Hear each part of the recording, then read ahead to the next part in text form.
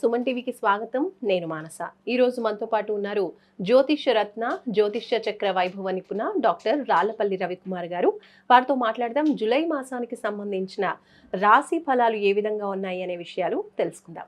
గురుగారు నమస్కారం అండి. నమస్కారం. గురుగారు, జూలై మాసానికి సంబంధించి ద్వాదశ రాశుల యొక్క రాశి ఫలితాలు తెలుసుకోబోయే ముందు గ్రహ సంచారం ఏ విధంగా ఉందో తెలుసుకుందాం. తప్పకుండా అమ్మా. శరదిందు సమాకారే పరబ్రహ్మ స్వరూపిణి వాసరాపీఠ నిలయే సరస్వతి నమస్తుతే. సుమన్ టీవీ ప్రేక్షకులకు నమస్కారం. ముందుగా ద్వాదశ రాశుల్లో నవగ్రహాలు జూలై నెలలో ఎక్కడున్నాయో తెలుసుకుందాం. సూర్యుడు 17 జూలై దాకా మిథున రాశిలో ఉంటాడు, తర్వాత కర్కాటక రాశిలోకి వెళ్తాడు. కాబట్టి సూర్యుడు వచ్చేసి మనకి ముఖ్యంగా అంటే నెల గురించి చెప్పుకున్నాం కాబట్టి 16వ తారీఖు దాకా మటు ఖచ్చితంగా మనకి మిథున రాశిలో ఉంటాడు.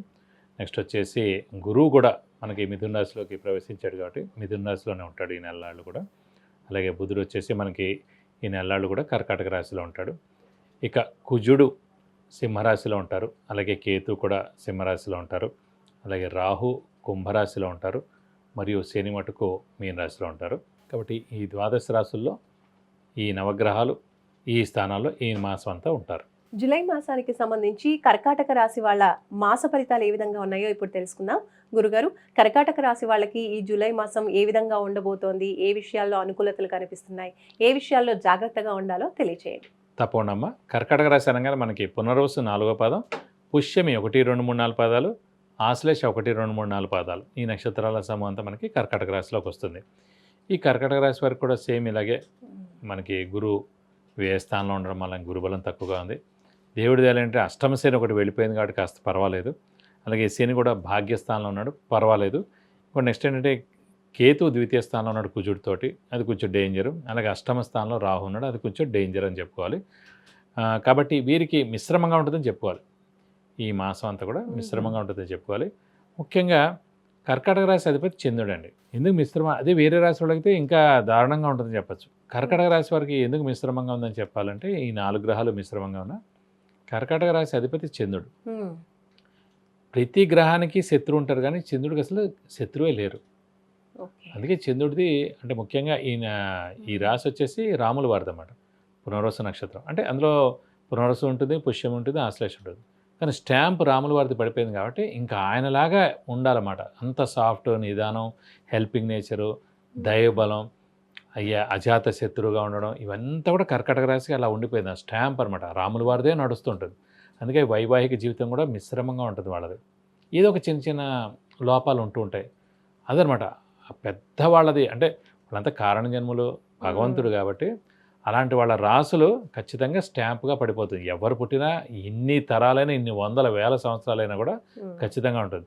అలాగే వయసు తేడా లేదంటే హోదాలో తేడా ఉన్న అమ్మాయితో వివాహం అవడం ఖచ్చితంగా కర్కాటక రాశి వారికి. అలాగే సన్నగా ఉండడం, మీడియం కలర్గా ఉండడం, పొడుగ్గా ఉండడం, ఇలాంటి వాళ్ళతోటి వివాహం అవుతుంది.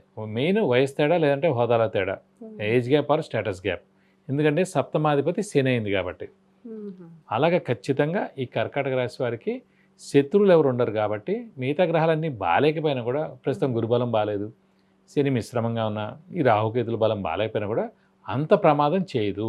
కాబట్టి ఎందుకంటే వీళ్ళు ఎంతసేపు జనాలకి సహాయ సహకారాలు చేయడం, ఆ నేచర్తో మమేకమైపోయి ఉండడం, మంచివారుగా ఉండడం, హెల్పింగ్ నేచర్, ఇవన్నీ కూడా కర్కాటక రాశి యొక్క లక్షణాలు. రాముల వారి ఇవి ఖచ్చితంగా వస్తాయి. తర్వాత ఇవంతా కలియుగం కాబట్టి ఏదో కొంచెం మార్పులు ఉండొచ్చు కానీ ఒరిజినల్ అయితే ఇవే ఉంటాయండి. కాబట్టి వీరికి మిశ్రమంగా ఉంటుందని చెప్పుకోవాలి. బాగా కష్టపడాలి, స్మార్ట్ వర్క్ చేయాలి, అనవసరమైన వాటికి వెళ్ళొద్దు, మౌనంగా ఉండడం ఉత్తమం. మిత్రులు కూడా శత్రువులు అయ్యేందుకు అవకాశాలు ఉన్నాయి. మనం మౌనంగా ఉండకపోతే ఏదో ఒక చిన్న మాట అన్నాం అనుకోండి, వాడు అదే గట్టిగా పట్టుకుంటారు మేడం. చూడు ఇప్పటివరకు అనలేదు, ఇప్పుడు మనం ఏదో అనుకోకుండా అంటాం. మన కోపం, ఫ్రస్ట్రేషన్లో ఏదో పని జరగకపోవడం, వెళ్ళిన పనే 3 సార్లు వెళ్ళడం వలన ఏదో ఫ్రస్ట్రేషన్లో ఏదో అంటాం. అది చుట్టాలైనా స్నేహితులైనా వాళ్ళ దగ్గర అనగానే వాళ్ళు ఇంకోళ్ళకి చెప్పి మనకు అనవసరంగా మాట పడేందుకు అవకాశం అన్నమాట. కాబట్టి మనం జాగ్రత్తగా మౌనంగా ఉండడం మటుకు ఉత్తమాన్ని. మరి కర్కాటక రాశి వాళ్ళకి ఆర్థికంగా ఎలా ఉంటుంది? ఆర్థికంగా ముఖ్యంగా ఏంటంటే గురువు అనేవాడే మెయిన్ ఆర్థికానికి, ధనానికి కారకుడండి. ప్రస్తుతం వ్యయ స్థానంలో ఉన్నాడు కాబట్టి ఖర్చులు ఎక్కువగా ఉంటాయి. శుభగ్రహాలు మామూలుగా మన జాతకరీత్యా వ్యయ స్థానం అంటే ఖర్చు స్థానం, నిద్రస్థానం కాబట్టి మామూలుగా మన జాతకరీత్యా లగ్నం నుంచి శుభగ్రహాలు వ్యయ స్థానంలో ఉన్నాయనుకోండి, మంచి ఖర్చులకే ఖర్చు చేస్తారు. ప్రస్తుతం గోచారీత్యా కూడా కర్కాటక రాశి వారికి శుభగ్రహమైన మెయిన్గా గురువు ఉన్నాడు కాబట్టి వ్యయ స్థానంలో మంచి ఖర్చే. ఈ సంవత్సర కాలం అంతా కూడా మంచి ఖర్చులే చేస్తారు. కాబట్టి అదైనా కూడా ఖర్చే కదా, రాబడి తక్కువ ఉందండి. ఖర్చు ఎక్కువగా ఉంది. కాబట్టి ఆర్థికంగా మటుకు మిశ్రమంగా ఉంటుందని చెప్పుకోవాలి. మరి ఆరోగ్య పరిస్థితి ఎలా ఉంటుంది కర్కాటక రాశి వాళ్ళకి? ఆరోగ్యం విషయంలో చిన్న చిన్న అనారోగ్య సమస్యలు ఉంటాయి. ముఖ్యంగా అంటే అష్టమ స్థానంలో రాహు ఉండడం చేత కుజుడి యొక్క దృష్టి రాహు మీద ఉండడం అలానే కొంచెం యాక్సిడెంట్ జరిగేందుకు అవకాశాలు ఉన్నాయండి. కొంచెం మనం జాగ్రత్తగా ఉండాలి. వెహికల్ డ్రైవింగ్ మనం జాగ్రత్తగా చేయాలి.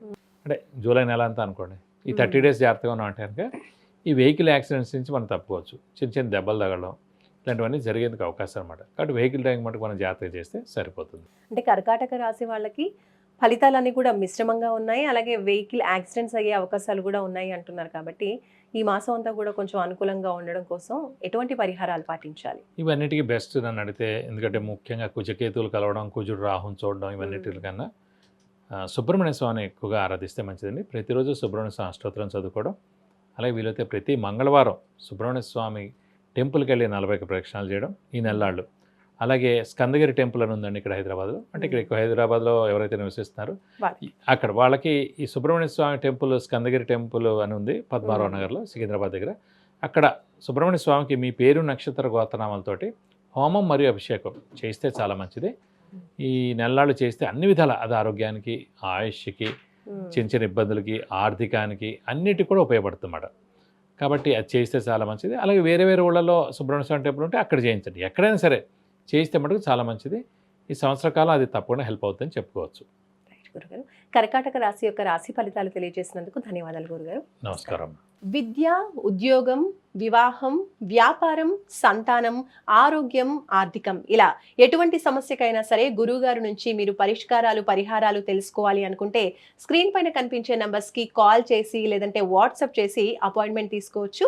మీ సమస్యలకి పరిష్కారం తెలుసుకోవచ్చు. చూసారు కదండి, జూలై మాసానికి సంబంధించి కర్కాటక రాశి వాళ్ళకి ఏ విషయాల్లో అనుకూలతలు ఉన్నాయి, కాస్త యాక్సిడెంట్స్ అయ్యే అవకాశాలు ఉన్నాయి, కాబట్టి ఆర్థికంగా కూడా ఇబ్బందులు ఉన్నాయి, కాబట్టి చిన్న చిన్న పరిహారాలు పాటించుకోవాలని గురుగారు తెలియజేస్తున్నారు. తప్పకుండా ఈ మాసంలో ఈ పరిహారాల్ని పాటించి చూడండి. చూస్తూనే ఉండండి సుమన్ టీవీ. నమస్కారం.